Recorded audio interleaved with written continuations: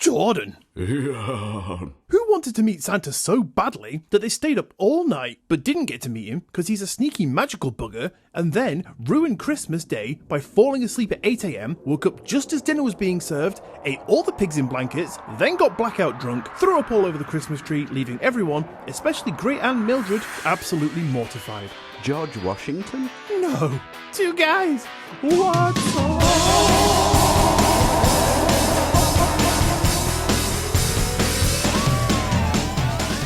Hello, and welcome to a very merry episode of Two Guys What's Up, the weekly comedy podcast where today we are celebrating the most wonderful time of the year. Surprisingly, I'm not drunk yet, but that tree is getting closer to a coating because I am joined by the guy who was very kindly giving me his pigs in blankets, Jordan. Jordan, how are you?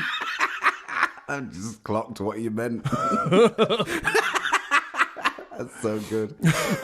No, I'll be honest with you, I'm a bit annoyed. Go on, tell me, what's happened? You know why. What do you mean? You've dragged me away to record. Yeah, and what's so bad about that? I mean, I do that fairly often. Yeah, but it's Christmas, Iain. Huh? It's the 25th of December. I'm sorry, mate, I'm not following. It's Christmas Day. Huh? Christmas Day. Oh, Is that actually today? Yeah. Oh, that explains a lot then. I wondered why the pub was shut. Yeah, no wonder. So would you like to stop recording now and maybe get back and join your family? No, actually, they very coldly asked me to fuck off and leave them alone, actually. Oh, okay, yeah. Yeah, they said, stop ruining their fun, you giant bastard. Go sit in a dark room and play with your marbles. Play with you what? I got marbles for Christmas. Oh, so you know it's Christmas? Yeah, I forgot on the walk home from the pub. Well, at least they got you a gift, but whatever. When they asked me to leave the table, I started crying into my turkey and mash. And one of them, I think it was my wife, threw 20 pence at my forehead and told me to go and call someone who cares. So you decided to call me? What do you mean by that? Oh, I mean, shit. Oh, yeah, okay, buddy, yeah, sure. Shall we do a quick episode then while we're here? If you wouldn't mind, mate, thank you. Okay, let's just make it quick. I've got a family who actually cares about me. That's aiming low, pal. That's below the belt, Jordan. I was hoping it would be. Yeah, it's where I hang my mistletoe. Yeah. But to be honest, I think they probably just knew what was coming and they wanted to shield Great Aunt Mildred from the horrors that were about to be unleashed from my drunken gob. God, that could have been worse, depending on why you were just talking about your mistletoe. Definitely talking about that poor Christmas tree. It gets it every year. God, that's so prickly. Oh. I think you are on different pages here. I'm talking about throwing up on it. Oh, okay, yeah, I certainly wasn't there. I think, to be totally honest with you, my mind is still in New York. Yes. I'm not in this time zone yet, mentally. Not quite with it yet, which is fine. I mean, I completely understand. How long was the flight back? 7 hours? Yeah, it was about 7 hours, but then it was a 4-hour journey, well, nearly 5-hour journey in the car back home. Oh, God. It's always worse when you're travelling west, isn't it? Because you're kind of going forward into the future. Yeah. And it makes a long day extremely long. Yeah. Did you feel like Marty or Doc from Back to the Future? Well, for one thing, I didn't have a really cool car. Just a fairly average plane. That was shit to begin with. Were you that one annoying passenger who was just like gripping the seats, just going da-na-na-na-na-na, like all the entire way home, just throughout the entire flight? I tell you what, though, speaking of annoyance, there was this young lady that was sat a few seats behind us, and literally the whole flight, all I heard her do was sneeze. Oh, really? And it was so obnoxious by the end. And it was like a pathetic sneeze. It wasn't even like an actual sneeze. Like literally every 10 minutes during this 7-8 hour flight, I'd just hear this. Are you sure you want to be talking about this now and you don't want to add it to your future things that annoy you segment? No, I want to get it off my chest now. People that sneeze on planes. Bastards. And the other annoying thing was that the aircon feature didn't work on the flight. You know what? I used to fly a fair amount, like quite a few times a year, and I've never known the aircon to work. Oh, okay. I don't know if I was just a stupid child and didn't know how to work it, but you know, you think you just twist it, don't you, and it comes on. Yeah, yeah. But I've never known it to actually do anything. Interesting. So unless they were just like, oh, there's that little bastard, give him the shitty seat with a broken aircon. Yeah. That's the guy that sings a Back to the Future theme. That'll shut him up. He'll get too warm in a second. Just half sweating, like half dead. Oh, I love it. So how was New York? Was there anything interesting? To be honest, I love New York. I've got a bit of a soft spot now. And I told you, Ian, but I'm not sure if I told the listeners, the main purpose of the trip really was to visit some family in New Jersey. And that was really good. It was lovely to meet them, really welcoming, which would have been awkward if they weren't. Yeah. Who's this English dickhead? Yeah. Who's this knobhead that you married 4 years ago? But yeah, no, it was really good. The only thing I have to complain about, and again, this is like a therapy session now. Go on. So in New York City... The mum kept sneezing. She just wouldn't stop sneezing. I think that was that ball bag from the plane.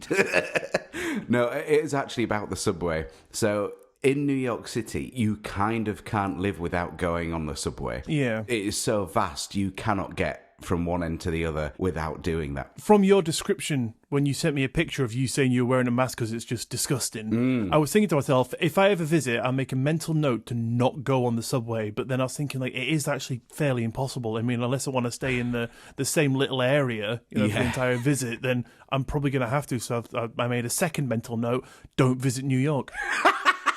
Yeah. That works too. I do feel like you'd miss out at some point, though. Mate, I can't afford to ever get there. I am stuck in my little hometown, and I'm resigned to that fact. You never know. Maybe one day when it's retirement age, you might feel like venturing outside of your hometown. I've lived abroad. I've done all my travelling. I'm happy. Oh, you're one of those, are you? But yeah, back to the subway. So it is dirty, as you just said. A couple of stories about that. We were travelling. It was after a long day. We're like, we just want to get back to the hotel. And I could just hear this little clip, clip, clip. And I was like, what the fuck is that? Looked over, and a guy's only clipping his nails on the subway. What? Literally clipping his nails, just letting them fling everywhere. Oh. I was like, that is awful. And then another time, we were like a few stops away from getting off, and this woman enters, seemed lovely enough. Started licking up the toenail clippings. Oh, no. Well, I don't know if it's worse or not, but God. She had a black bin liner full of trash, as they call it, and it fucking stunk. God. It absolutely reeked. Like, why she was carrying that around, I have no idea. Like, you could see through the black bin liner, and it was just like cans and rubbish and like literally just crap. And so that's when I decided, you know what, I'm putting my mask on. I don't believe it. I was like, I can't be doing with this. Followed by the gloves. Yeah, it was absolutely awful. But aside from that, it was really good. Well, I'm glad you had fun.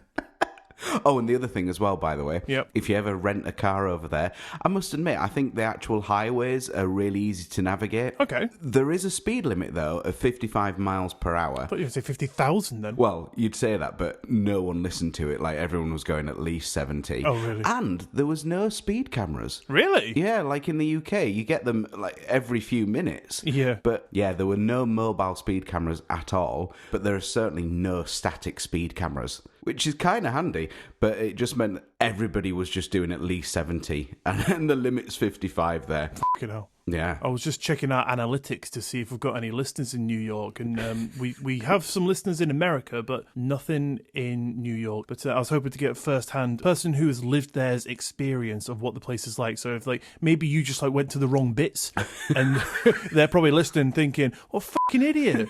Or like, what's he talking about my mum like that for? That bin bag was going to the tip. She just didn't have a car. She would have taken off because she was speeding all over the place. Yeah, what a fucking idiot. The other thing as well, I must say, New Jersey must be the home of Dunkin' Donuts. Oh, God, why? Like, you cannot turn a corner without seeing a Dunkin' Donuts.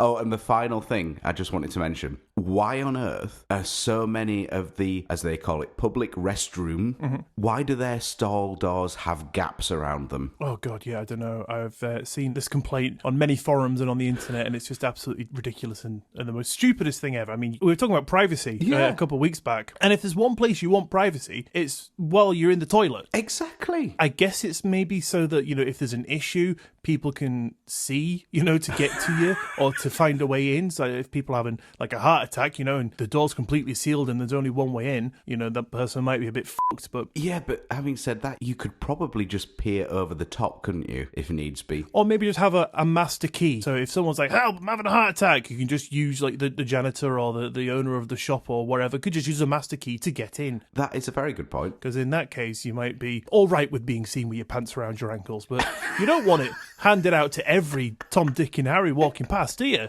Yeah, they don't want to be seeing my Tom, Dick and Harry. But yeah, that was the final gripe that I had. But anyway, that concludes my trip. It sounds like I'm complaining a lot, and I am, but I did really enjoy it, to be fair. There was one good thing. I had a burrito. That was nice. No, that was rubbish, actually. Oh, shit, sorry. The cream was off. I did actually have an upset stomach one of the days there. I'm sure it was from the subway. I was joking. Yeah, it was like water. Oh, God. Grim, dude. But alas, I'm okay. Thank God. Thank God you're back home and you're feeling better. I am. Merry Christmas, everyone. Yeah, enjoy your Christmas dinner. This is just on in the background. People are making the Christmas dinner just like, I don't want to eat anymore. It's just families all around the world just sat in silence in their living room, staring at the floor. Merry Christmas, you two bastards. I do apologise. Anyway, so what have you got coming up for us today on this, the most festive of days, Jordan? Well, it felt appropriate, but I'm actually going to list the worst gifts ever received. Fantastic. Oh, I can't wait to hear that. Feels appropriate. Yeah, definitely. And there are some fucking weird ones. Can you give us an example? One that was, you thought you might put that in, you might not, just throw it in now. Let us know. Okay, a couple for you. So, dead plants has been a few... like already dead plants. Brilliant. That's somebody who was planning ahead. Like they bought it in summer. Like, oh, that'll do for Bill. I'll buy that, and then they just didn't water it. Didn't have enough money to then buy another present. Just like, here you go, have that. Could you imagine how droopy and sad that would be? It'd be awful. And another one is weed killer. For the plants, yeah. Don't need it. It's already dead. Worse if you don't have a garden. Yeah. Man, what a shit present. I guess, like, if somebody said they need it, though, then... What, a dead plant? No, weed killer. If someone's Okay. like, oh, man, this garden's getting really out of control. I could really do some weed killer, but I can't get to town before Christmas. Rather than buying them a fucking singing cactus, that's going to go... They're going to go, nice one, that's great, thanks, and then put it in a cupboard. They can use the weed killer. Isn't that what Christmas is all about? Yeah, true. Or they can just allow nature to kill the plants off anyway. Yeah, I mean, come winter, they'll be gone, won't they? Yeah, well, exactly. Not very thought out. Anyway, what have you got for us today, Ian? Well, Jordan, in keeping with the festive feel, today I'm going to be telling you about just that, Christmas. A little bit of this, a little bit of that, a little bit about elves, and a smidgen about jolly old Saint Nick himself. Oh, very good. For you see, everyone thinks Christmas is about pretty lights, trees, presents, getting drunk from 10 a.m. Or is that just me? Probably mostly you. I can handle that, that's fine.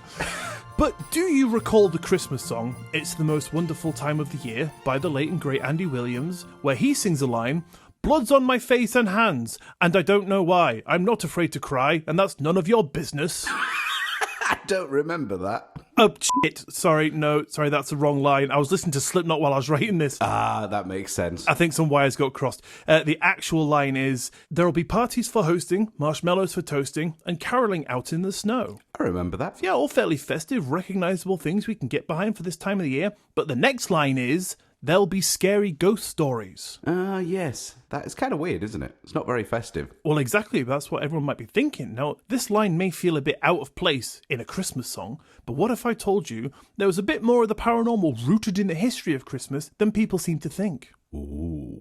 Tell me more, Ian. I will do, Jordan. So, way back in the day, thousands of years ago, when winter solstice parties were still a thing, pagan traditions went all out on the spookies and believed all manner of paranormal things. For example, on the night of the winter solstice, they believed that a ghostly parade would march through the skies, which they called the Wild Hunt. I'm glad you pronounced that correctly. I'd been practicing it, man. I didn't want to slip up. Okay, good on you. The winter nights would consist of gathering round and telling tales of supernatural happenings about creatures and monsters that roamed the darkness, as well as the tales of the heroes that vanquished these unseen lurkers. But the truth is that these tales were told to cure the boredom, add a bit of excitement to the cold, dark nights. People would get together around a fire, share some scary stories. Much like people are interested in the paranormal nowadays, it was the allure and perhaps maybe even a little bit of morbid curiosity about the spooky and unknown. It was just plain entertaining and something exciting to do. Which beats being cold, trying to get warm under several blankets on your own, thinking about your gas bill, which unfortunately most of us are doing in this day and age. Absolutely. Like I said to you, I've now got a smart meter and I see it in my face. Yeah. Draining your money. Yeah, you've spent £2.50 and it's 8 a.m. Fucking ridiculous, isn't it? Thanks, It's government. Yeah, Merry Christmas. But fast forward to 1611, Shakespeare wrote A Winter's Tale, which includes the line, "A sad tale is best for winter. I have one of sprites and goblins." Then even more forward, a couple hundred years, where we find Mary Shelley smashing out Frankenstein, set in a wintry wasteland. And now, a bit further in time, we land at the most morbid of all, those pesky Victorians. They're the ones who set up most of our current Christmas traditions, such as Christmas trees, Christmas cards, crackers at the table, and the staple of any Christmas, the turkey dinner. Ooh. Quick side note, Jordan, everyone is different, and I am dying. I'm on the edge of my fucking seat, because I want to know, what time do you serve Christmas dinner in your house? Normally around 2 p.m. or something. Yeah, I think that's the general sort of consensus, isn't it? Like a very late lunch. I think we have ours normally about 2 or 3. Yeah, that sounds about right. What is your starter? I love a good prawn cocktail. Yeah, you go for the old traditional prawn cocktail, do you? Lovely. As you know, I fucking hate seafood. So in our house, it's not just my fault. I mean, my wife doesn't like prawns either. So in our house, we have bruschetta as a starter. Oh, great. Yeah, that'd be nice. So that's the toasted bread with the... Do you like rub garlic on and then it's chopped tomatoes and oil and balsamic vinegar? Yeah, you're pretty fucking bang on there, Jordan. Well done. Nice. Sometimes a bit of mint. No, don't be stupid. Basil, you crab. Oh, basil and crab. Basil and crab, yep. You will get seafood in there somewhere. Oh, you've got to. It's Christmas. But what is your favourite dessert? And I'm asking you all these questions because I think all mine are different. I'm just curious to see what yours are and see if you're the same as me, because mine are weird. Oh, right, okay. I'm not a big Christmas pudding fan. No, me neither. Fucking disgusting. I don't like fruit in sweet things. Like, full Yeah. stop. I mean, I can eat them both on their own. Like, I can't eat bits of fruit in yogurt, like the Muller Corners. Oh, I love that. Just reminded me of that time. I don't know if we ever spoke about it. God. Where I gave you fruit and nut. Oh, yeah, no, we didn't say that. Well, I'll tell you what, I'll let you reminisce and fill our audience in on that in just a second. Okay. But first of all, I want to know what your dessert is for your Christmas dinner. So my dessert, probably maybe like a Yule log or something like that. Yeah, like a chocolate cake. Yeah. In a festive vibe. Yeah, very nice. Or a lovely, you won't like this either because it's just what you've said, but a lovely brandy cream mince pie. Oh, disgusting. I hate mince pies. Beautiful. Grim. My dessert of choice is tiramisu. Okay, so this is a very Italian-themed Christmas that you've got going on. Yeah, well, I think it's mainly because, I mean, I lived in Italy. Gino De Campo is your uncle. He is, and my mum, and my dad. It's a busy time for him at Christmas, isn't it? It is, yeah. Masquerading as everyone in my house. It's just me keeping him tied up in the kitchen. Cook the dinner, cook it. No seafood, though. But, yeah, as you know, we lived in Italy, so my mum picked up a lot of the recipes and traditions, and I just absolutely fucking love tiramisu. So Yeah, I think nice. because she knows that I don't really like Christmas cake or anything like that, it just kind of became the substitution for me. So now my mum, I don't know if she's going to this year, but generally in years gone by, she has made me a tiramisu every year. That's beautiful. You're going to be so disappointed now if she doesn't. She's like, I'm trying this Christmas cake recipe. She's like, actually, Ian, I'm kind of trying to do my own traditions over here. You moved out. Fuck off, yeah? Make your own tiramisu, you bastard. Oh, God. Imagine if she was messing around with a recipe and she presented you with a Christmas cake that had secret prawns in them. Oh, God. Would she be trying to kill me? Has she turned into an assassin? It's a very late trick or treat. I don't think it would kill you. I'll be honest. I don't know. Unless the seafood was off. Yeah, well, yeah, that's what I'm thinking in a fucking cake. I mean, aren't you supposed to traditionally make Christmas cakes like months in advance so that you pour the brandy over and it soaks it all up? So I think it would be pretty much off. Oh, that would be awful. Unless all the alcohol sort of keeps it okay. Just sort of pickles it a bit. Pickled prawns. Beautiful. Now even my stomach's turning.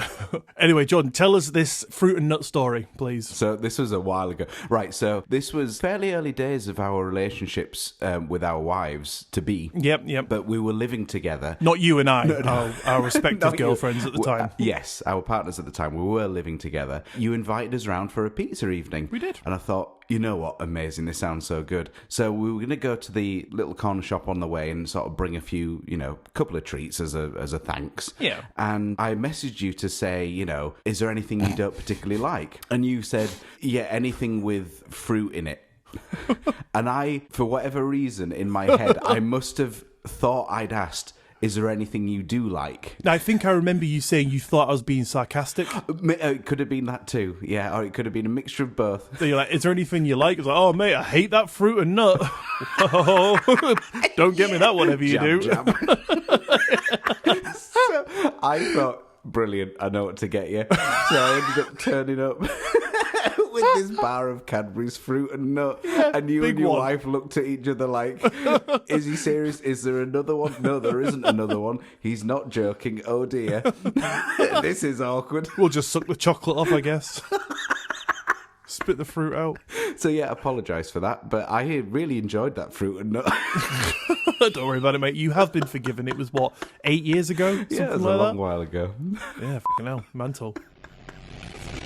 Anyway, back to these Victorians. Okay. They weren't quite pleased with the centuries-long norm. They mixed the new Christmas traditions with the creepy ones of old. They took ghost stories and gave them a festive twist. Take Charles Dickens, for example, who wrote A Christmas Carol in 1843. Scrooge, the ultimate Christmas-hating ballbag, gets a spooky visit from a whole bunch of ghosties.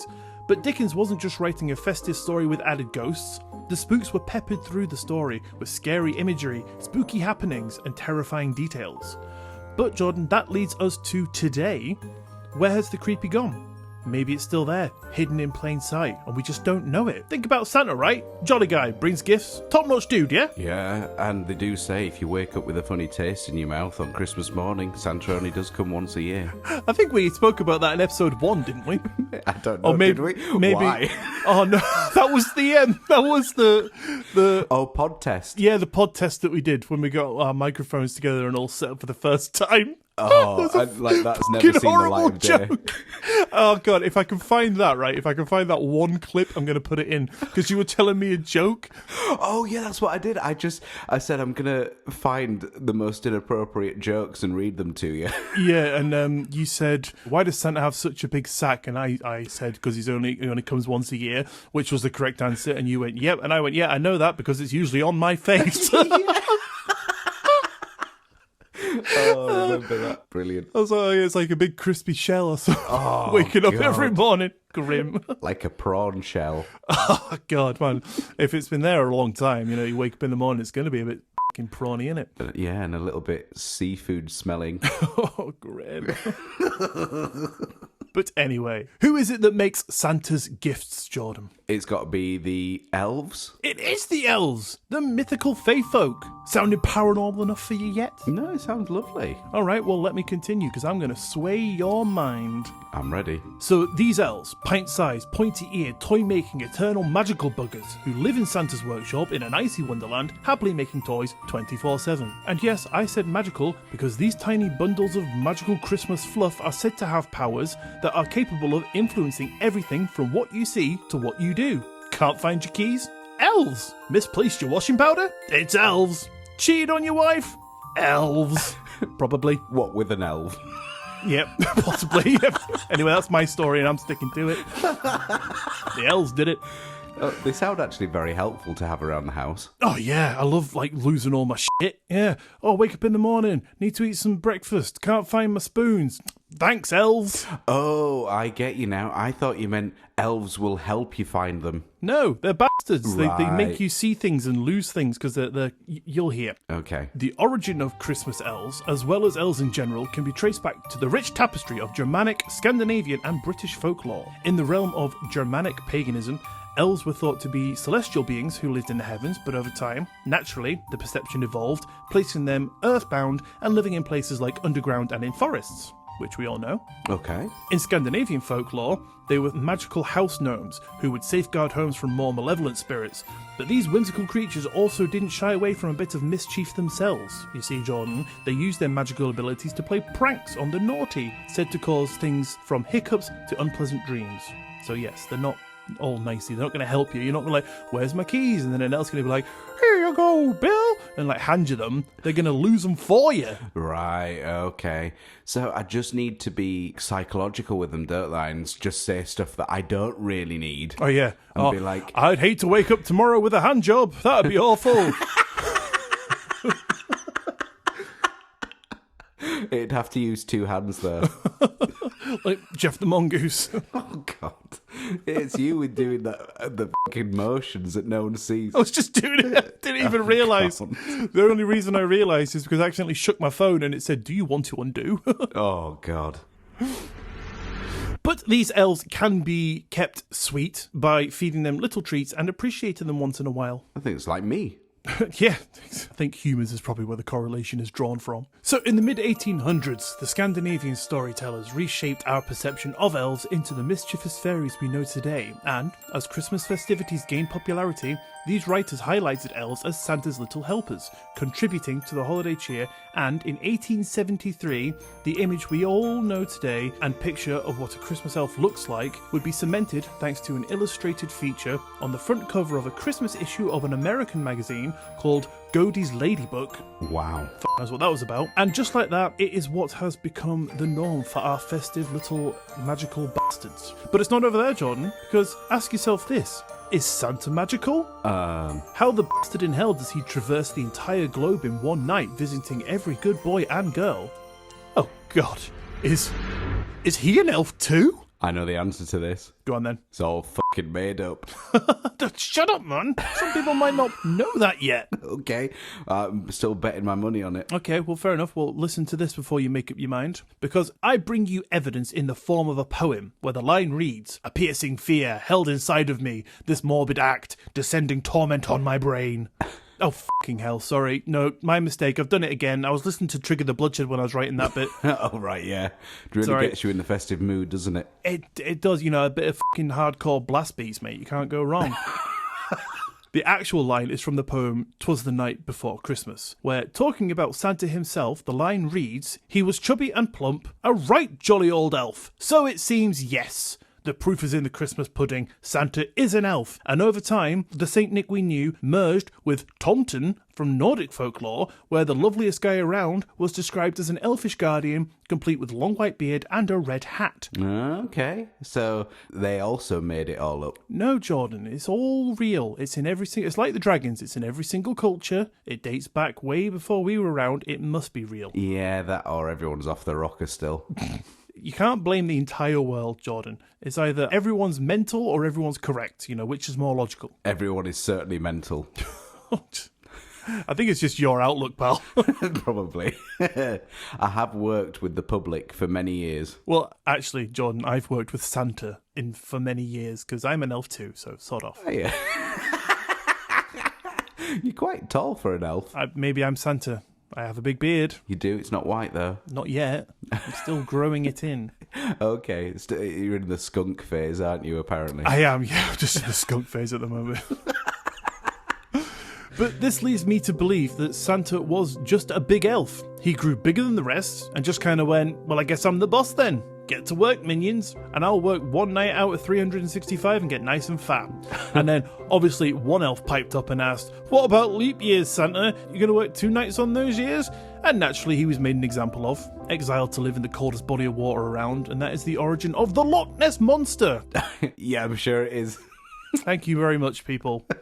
So, Jordan, here we are now, sat at the end of 2023, and while the traditions may have been the same for years, and for us, seemingly forever, I will once again remind you that Christmas is a spooky bitch. So, while you're opening your gifts today, remember to watch your back, because there might just be a spooky ghost or a 6-foot elf watching your every move. That we call Iain. That we call Iain. I'm eyeing up that Christmas tree for a good covering. Oh, God. Got a fistful of pigs of blankets in one hand and a bottle of vodka in the other. Perfect. And a tiramisu sat on the table. Absolutely, yeah. I'm eyeing up the tiramisu because after all three have mixed, it just curdles. It's not a good sight. Horrible thing to happen. And yeah, it's just all over that Christmas tree. And then I have to do that in every single house as well. Yeah. It's what gives it that kind of snowy effect, isn't it? Yeah, just peppered with blood. And I just burst through the door and be like, "Where's Mildred?" Like, "Oh, I'm over here, dearie." It's like, "You watch this." Can cover the tree. It would be like that scene from Scary Movie when they do The Exorcist. Yes. Like, just over the tree instead. That's me, the sicky Santa. Oh, that's so good. But that is some of the spooky origins injected and twisted and intertwined in our festive traditions. It's not just all snow and presents. There are ghosts and shit. Yeah, there's loads of made-up shit. You're such a fucking Scrooge, pal. Sorry. Oh, speaking of Scrooge, you know the Grinch film with Jim Carrey? I do. I only just recently heard that... That's actually makeup he's in. He doesn't actually look like that. Yeah, I thought they had to tape his nose and everything. Apparently, he had to sit for about 8 hours getting his makeup done before he could film. Yeah, I read that a while ago, and I think was it him that said that he was talking to some people who worked in the SAS and they taught him torture. Yeah, the Navy SEALs, techniques. They taught him techniques that they use to be able to endure torture. Yeah, fucking hell. Just to get through the makeup process. Oh, God. I'd just be like, nah. Yeah, that's awful, isn't it? They not just made a fucking big suit with a zip on the back. I think it's because without the prosthetics, the face wouldn't really move. That's what I mean, like, do the face, but I mean, like, the rest of him.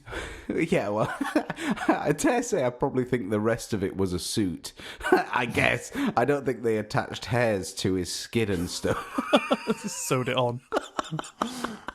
That would be awful. Guy. Anyway. Yeah, you need to tell me some shit presents. I will. So, worst Christmas gifts. It's fair to say that some would turn their nose up at being given socks. Others might sulk at the sight of yet another pair of slippers.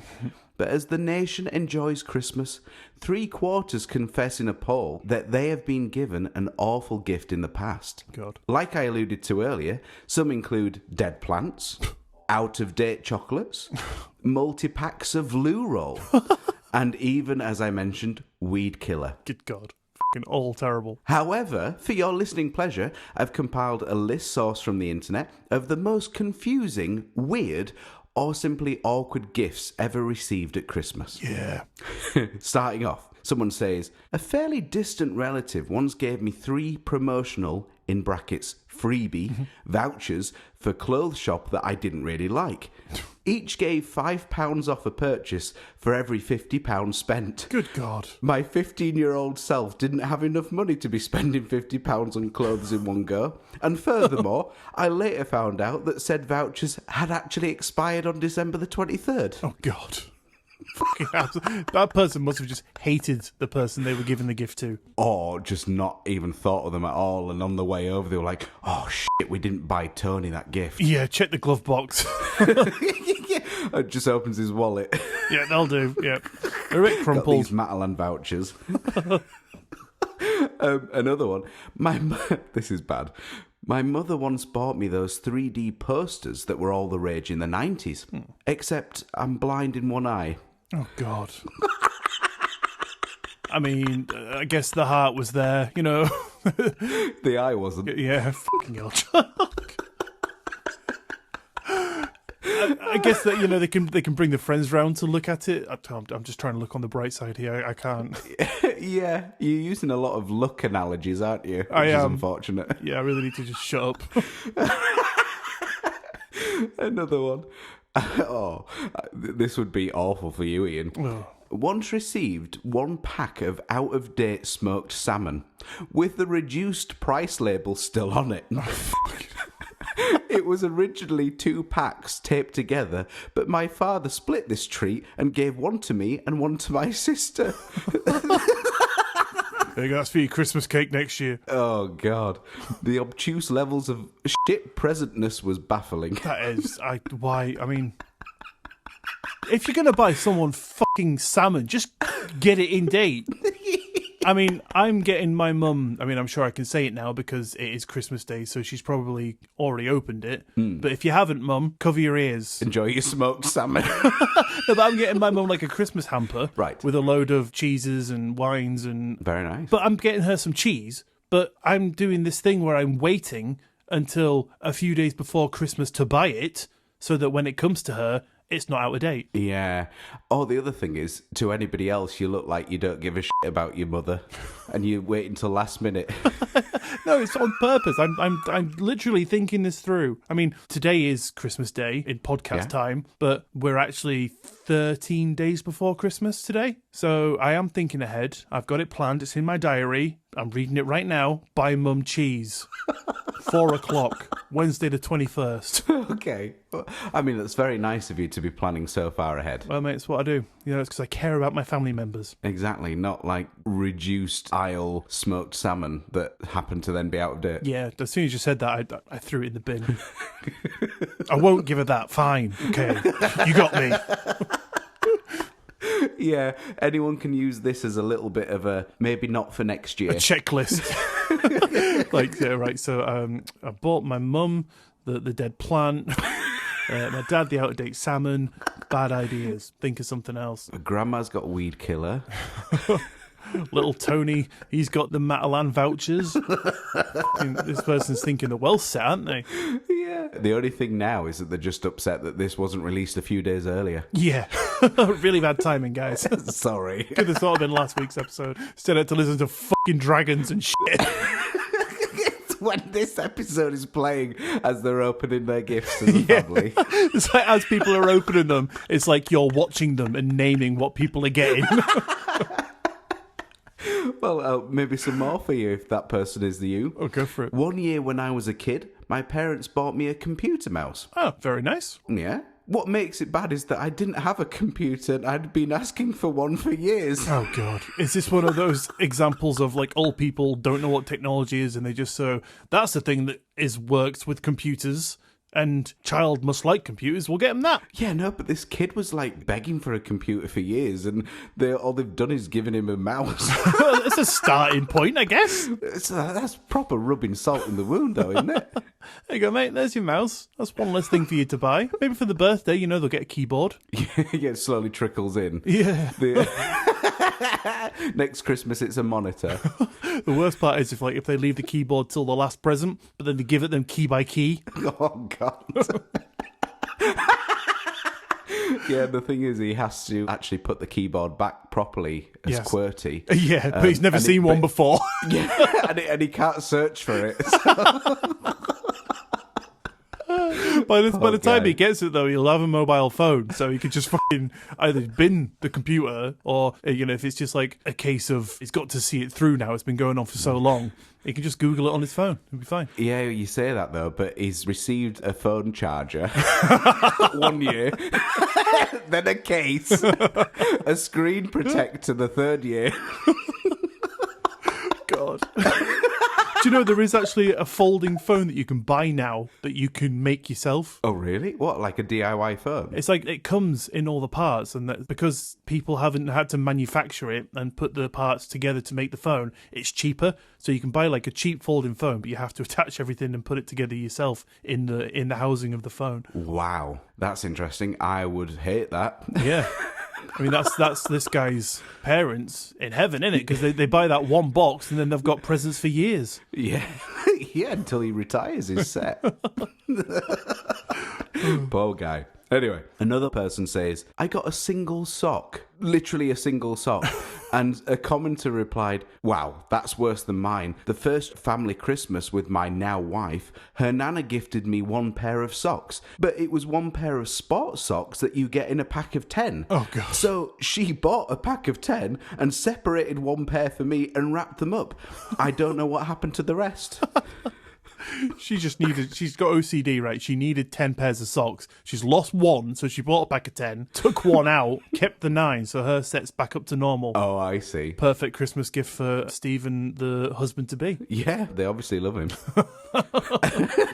Another one. I received framed phrases from the Bible. Cheesy, doesn't go with anything in the house, and the frames and glass are cheaply made. Way to go, mother-in-law, who not so secretly hates me. Oh, and by the way, I'm also atheist. Oh, God. But the first one he opened was, thou shalt not kill. You know, just to remind him that even though it is a shit gift, please don't hurt me. Thou shalt forgive. Yeah. Thou shalt honour their mother, in brackets, in-law, scribbled on. Oh, I love it. Another one says, not for me, but for my cousin. He once received hairstyling wax for Christmas. He's bald.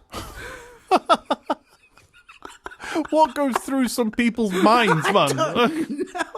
I'm assuming these are not done to take the piss. It sounds like these are very serious. Yeah, I mean, if someone did it to take the piss, you wouldn't bother putting it online, would you? Because it'd be a joke. No, exactly. So you'd be like, oh, this was funny. Once, ridiculous. Yeah. Someone else received a broken, used 30-year-old food processor. The giftees, upon opening, even continued to say, you probably only have to get one new part replaced and it will be good as new. God. So some people just see Christmas as a great excuse to pile out some shit you don't want and give it to other people. That does seem like the king, yeah. Can't be bothered to go at the tip. I'll just give this to my mum for Christmas. It's really bad, isn't it? Yeah. I mean, this next one feels potentially a little bit heartless. So, someone at work got given a pack of condoms from a colleague. Okay. After they had broken up with their boyfriend. Oh, God. Just a bit mean. Yeah, it's just psychological warfare, that, isn't it? It's just really spiteful and horrible. I mean, maybe it was in the best intentions, like, you can go live your life. Get yourself out there, yeah, kind of thing. But they're probably inside just dying, aren't they? Yeah, I mean, yeah.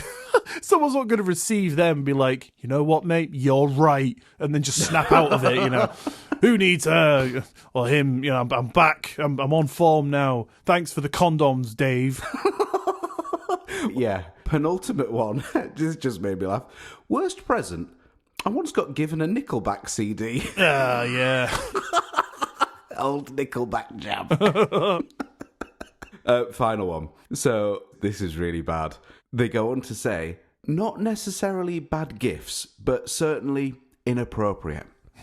So my grandma had 17 grandchildren. Fucking hell. And she always bought socks for them at Christmas. Okay, so fair enough. She can take note from the other person, buy a pack of 10, split them up. Yeah, she should have saved shitloads. Yeah. She was born in 1912 and lived through the Great Depression, so warm clothes were a good gift to her. Yeah.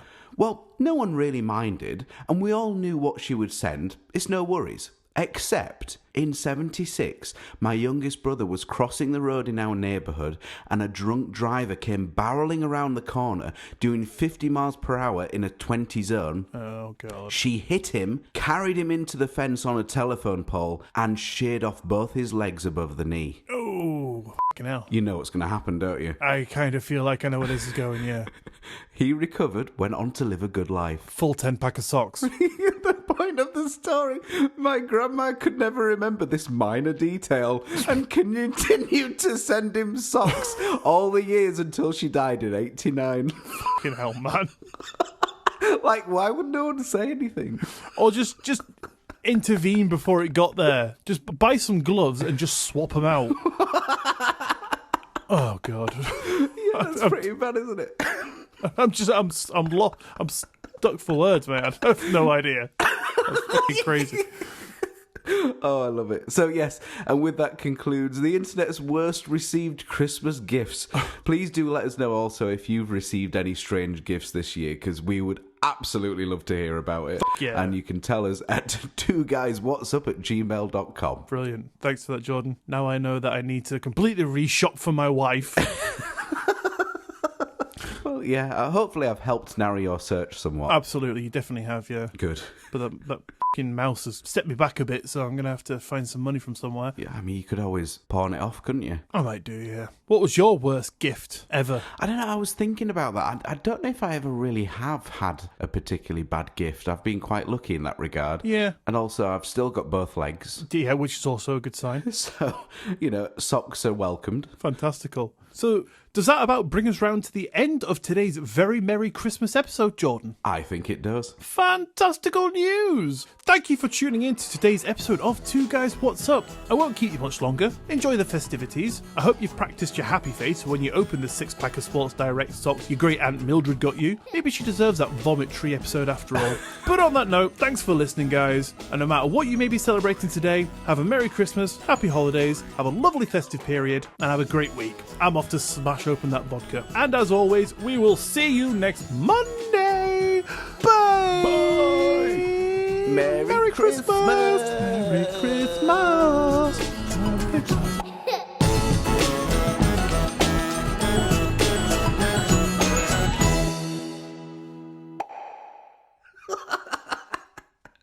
Out of date cheese.